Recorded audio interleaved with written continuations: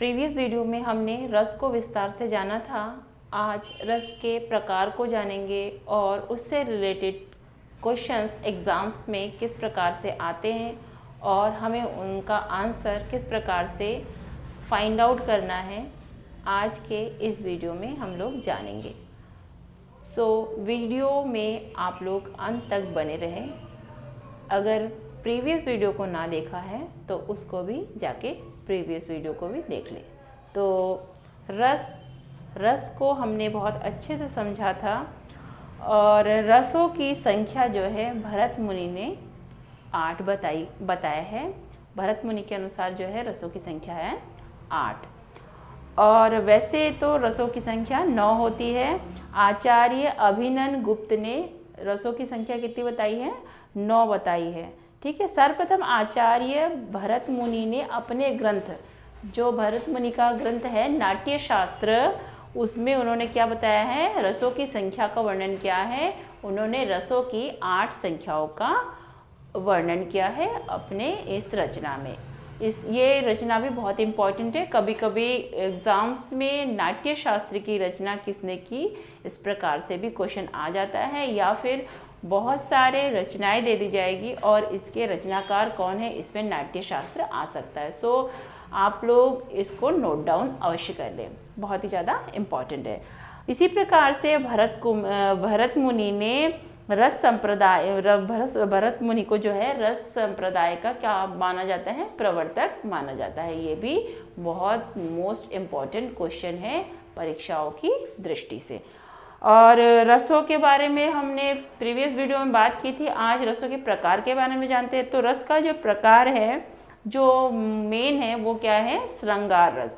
श्रृंगार रस से क्या तात्पर्य है? श्रृंगार रस को रसराज भी कहते हैं और रसपति भी कहते हैं, अर्थात ये सारे रसों में सर्वश्रेष्ठ रस माना गया है। और श्रृंगार रस में का जो स्थायी भाव होता है रति, रति का तात्पर्य क्या होता है? प्रेम। श्रृंगार रस का स्थायी भाव भी एग्जाम्स में पूछ लिया जाता है कि श्रृंगार रस का स्थायी भाव क्या होता है। तो आपको क्या लिखना है? श्रृंगार रस का स्थायी भाव रति, अर्थात क्या है? प्रेम है। कभी रति भी आ सकता है और कभी प्रेम लिखा हुआ भी आ सकता है। ठीक है। और श्रृंगार रस के कितने भेद होते हैं? श्रृंगार रस के मोस्टली 2 भेद होते हैं। कौन कौन से? संयोग श्रृंगार और वियोग श्रृंगार।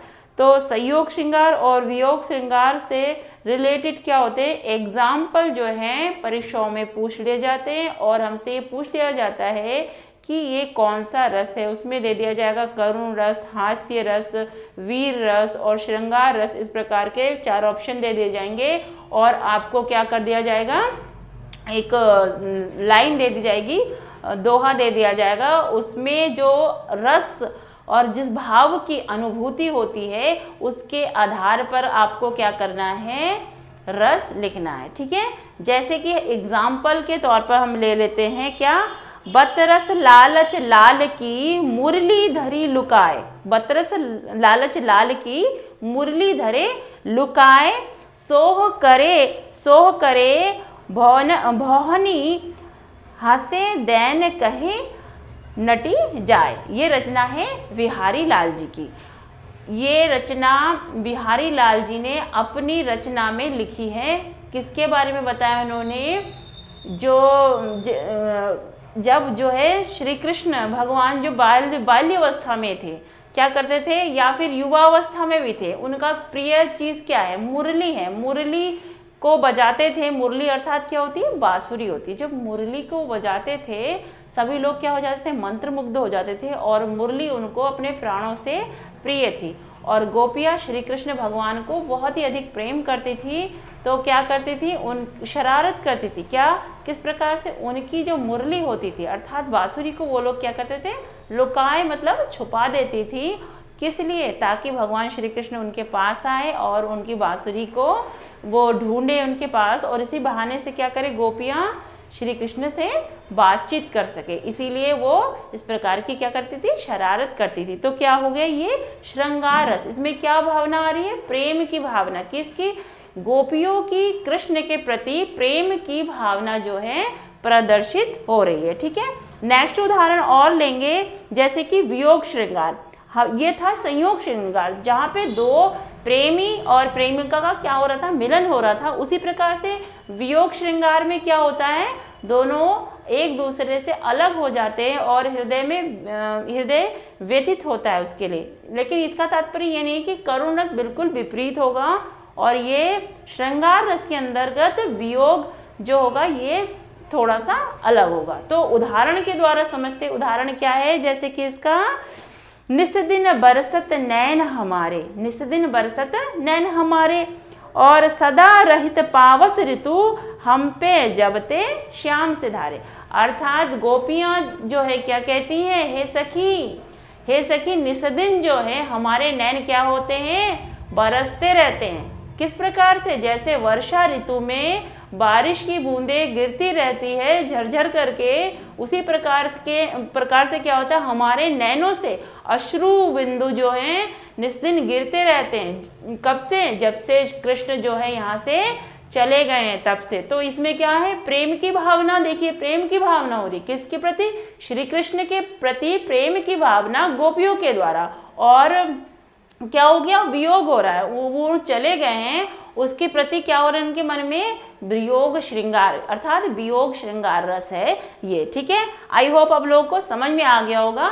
इस प्रकार से जितने भी उदाहरण आपकी बुक्स में हैं उनको आप सॉल्व कीजिए और उसके भावार्थ को समझने की कोशिश कीजिएगा, तभी जाके आप लोगों को समझ में आएगा कि रस में क्या है। ये रस बहुत मधुर चीज़ है। जितना आप इसे पढ़ेंगे और इसके भाव को जानेंगे, इसमें डूबते जाएंगे, तो आपका ज्ञान भी और भी ज़्यादा बढ़ता जाएगा। ठीक है, नेक्स्ट हम लोग लेंगे, इसका बिल्कुल अलग है, विपरीत है, हास्य रस।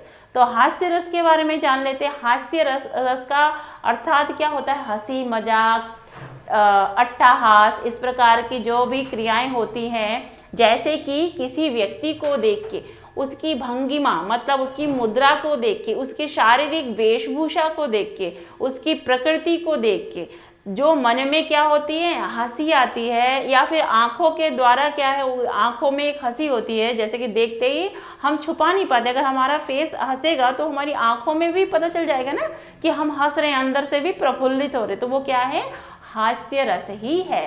तो हास्य रस में क्या होता है, स्थायी भाव कभी कभी पूछ लिया जाता है कि हास्य रस का स्थायी भाव क्या होता है। तो हास्य रस का स्थायी भाव हास अर्थात हंसी होता है। ठीक है, तो आप लोगों को बिल्कुल भी समझ जाना है ऑप्शन को देखते ही कि हास्य रस का स्थायी भाव हास। ठीक है, हास का तात्पर्य होता है हंसी।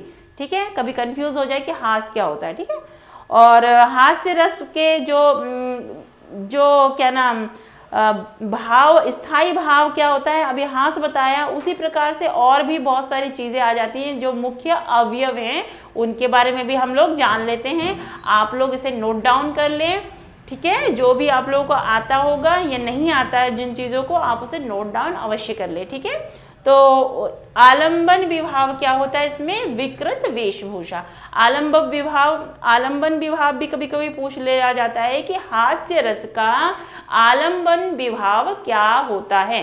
तो हास्य रस का आलंबन विभाव क्या होता है, वेशभूषा अर्थात विकृति की, किस प्रकार से टेढ़े मेढ़े होके कोई चल रहा है, या फिर किस प्रकार के कैसे मजाकिया या फनी प्रकार का, कैसे कह सकते हैं कि क्लोथिंग कर रखी है, इस प्रकार की जो चीज़ें होती है वो किसके अंतर्गत आती हैं, आलंबन विभाव के अंतर्गत आती है। और हम बात करेंगे उद्यापन विभाव के बारे में। अगर क्वेश्चन में ये पूछ लिया जाए कि हास्य रस का उद्दीपन विभाव क्या है, तो आप क्या लिखेंगे, आलंबन की अनोखी आकृति। आलंबन की अनोखी आकृति क्या है, उद्दीपन विभाव के अंतर्गत आता है। उसी प्रकार से क्या है, अब पूछ लिया जाए एग्जाम में कि अनुभाव क्या है, तो इसके अंतर्गत हास्य रस का अनुभाव है क्या, आश्रय की मुस्कान। क्या है, मेन क्या है, अनुभाव क्या होता है, मुस्कान। हंसी को देख के हमें पता चल जाता है ये कौन सा रस है। ठीक है, हंसी, अगर अश्रु आ रहे तो करुण रस है। उसी प्रकार से क्या, इसका जो हास्य रस का अनुभाव है क्या है, वो आश्रय की मुस्कान अर्थात आंखों की मुस्कान, अथवा ये भी कह सकते हैं जैसे अट्टहास, हंसी मजाक, ठीक है। उसी प्रकार से संचारी भाव हमने पढ़ा था कि संचारी भाव 33 प्रकार के 33 प्रकार के होते हैं। और संचारी भाव क्या है इसके अंतर्गत? हर्ष, खुशी होती है, कोई हंसता है तो हर्ष होता है, उल्लास होता है। उसी प्रकार से निद्रा होती है, चपलता, थोड़ी चालाकी भी होती है इसके अंतर्गत। और क्या होती है? शरीर में एक प्रकार की कंपन भी देखी जाती है। और क्या होता है? बड़ी ही उत्सुकता होती है कि कवि जो ये व्यंग्यात्मक जो रचना हमें सुना रहे हैं, आगे की लाइन क्या होगी, सेंटेंस क्या होगी, इसके बारे में सोचकर क्या होती है, मन में बड़ी उत्सुकता होती है और जो है चेष्टा होती है उसे जानने की। किसके अंतर्गत? संचारी भाव के अंतर्गत, ठीक है। और इसका एक उदाहरण देख लेते हैं। जैसे कि आप लोगों को पता ही होगा, हास्य रस के अंतर्गत बहुत ही मजाकिया टाइप के जैसे कॉमेडीज वगैरह होती हैं, उस प्रकार के इसके अंतर्गत रचनाएं होती हैं। जैसे कि हाथी जैसा देह, गेंडे जैसी चाल, तरबूज जैसी खोपड़ी, खरबूज जैसे गाल। तो इसमें क्या हो रही है? हंसी मजाक वाली बात हो गई। किसी को देख के कैसा किया जा रहा है? व्यंग्य किया जा रहा है। व्यंग्य क्या किया जा रहा है? उसकी चाल कैसी है, उसके देह कैसा, देह कैसा है? हाथी जैसा, अर्थात मोटा बद्दा सा दिख रहा होगा। और गेंडे जैसी चाल मतलब इधर उधर डोल मोल के चल रहा है, ठीक है। तरबूजे से खोपड़ी मतलब गोल सा अंडा जैसा उसका सिर होगा। और क्या? खरबूजे से काल मतलब गोल गोल मटोल से गाल। तो क्या किया जा रहा है? रचना के माध्यम से कवि क्या कर रहा है? व्यंग कर रहा है। अर्थात ये क्या है? हास्य रस का उदाहरण है। आई होप आप लोगों को ये बहुत अच्छे से समझ में आ गया। अगर नहीं समझ में आया तो एक बार हम लोग फिर से रिवीजन कर लेते हैं। पहले मैंने हास्य रस के बारे में बताया था कि पहले मैंने रस के बारे में बताया था स्टार्टिंग में, एट फर्स्ट। तो रस को क्या बताया गया है? मोस्टली क्या बताया है? भरत मुनि ने रसों की संख्या 8 माना है। और भरत मुनि की रचना क्या है? नाट्य शास्त्र है। और जो रसों में जो सबसे प्रधान रस है वो क्या है? श्रृंगार रस है। श्रृंगार रस के कितने भेद होते हैं? 2 भेद होते हैं। कौन कौन से 2 भेद होते हैं? संयोग श्रृंगार और क्या होता है? वियोग श्रृंगार। और उसी प्रकार से हमने जाना था हास्य रस के बारे में। हास्य रस अर्थात किसी व्यक्ति या वस्तु के बारे में, उसके आकार के बारे में, आकृति के बारे में व्यंग्यात्मक वाणी और उसकी वेशभूषा अर्थात उसकी विकृति को देख के जो हंसी मजाक अट्टहास किया जाए, वो क्या किसके अंतर्गत आता है? हास्य रस के अंतर्गत आता है। और हास्य रस का जो स्थायी भाव होता है वो क्या होता है? हास होता है।